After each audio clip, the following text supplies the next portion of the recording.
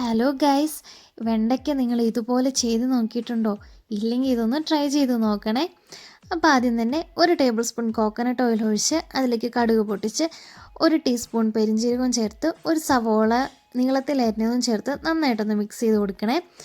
എന്നിട്ട് അതിലേക്ക് നമ്മൾ അരിഞ്ഞു വെച്ചിട്ടുള്ള വെണ്ടയ്ക്ക ചേർത്ത് കൊടുക്കുന്നുണ്ട്. വെണ്ടയ്ക്ക ചേർത്ത് നന്നായിട്ടൊന്ന് മിക്സ് ചെയ്യണേ.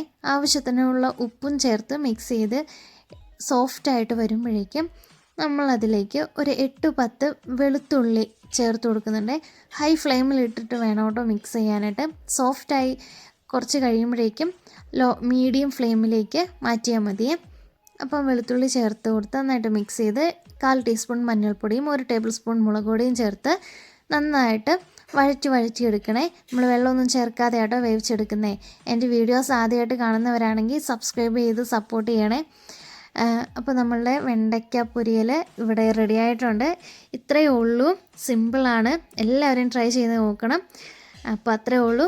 Bye bye.